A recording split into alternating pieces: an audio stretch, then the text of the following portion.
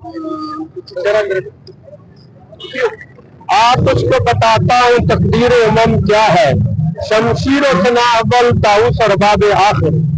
आज का ये इज्तिमा हमारा बेरूना मुतालबा था। 2010 में अजमन ताजरान के प्लेटफॉर्म पर डिस्ट्रिक्ट सतह पे हमने पीस कमेटी की मीटिंग बुलाई, जिसमें RPO आबद कादरी साहब आए थे। उस वक्त सोहेल जफर चट्टा साहब राजनपुर थे और पीर मोहम्मद शाह घोटकी थे जिला रिंजार का। तीनों डिस्ट्रिक्ट से भरपूर तरीके से किरदार अदा किया गया। लेकिन मेरा एक बेरीना मुतालबा था कि इनको जो है वो सरेआम माफी दी जाए, जो सिलेंडर करते हैं उनको सिलेंडर किया जाए। और इसका असल मेन तर्जमा यह है कि स्टेट, CCD और तीनों DPO जहां पे है वहां पे हुकूमत वक्त का किरदार ये है कि कच्चे में वो तालीम और तरबियत दिया जाए, मेडिकल दिया जाए और वहां पे तरक्याती काम किए गए। और इसके साथ मैं ये भी कहूंगा कि ये सिर्फ जिला रिंजार का नहीं, ये पूरे पाकिस्तान की पट्टी है जहाँ पे ये मसला है।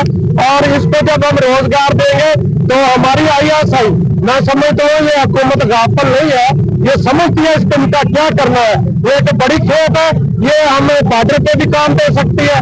ये इनको हम जब रोजगार देंगे ये साथ पाकिस्तान के बहुत अच्छे शहरी बनेंगे। जिस तरह इंसानियत का कत्ल, इसको हम एक बंदे का कत्ल को इंसानियत का कत्ल कहते हैं, तो इंशाल्लाह कत्ल नहीं होगा।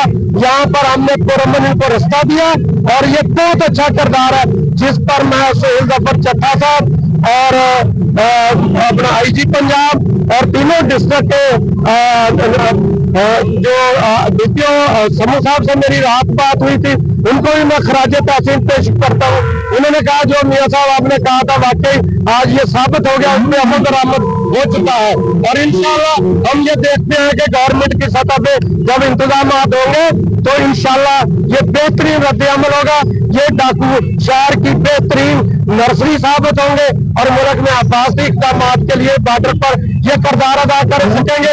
इनको फारग नहीं छोड़ा जाएगा, इनको अपना रोल प्ले करने के लिए मुआशरती हवाले से इंसानियत के रूप में इनको लाया जाएगा और ये मुल्क का सासा साबित होंगे। बहुत शुक्रिया।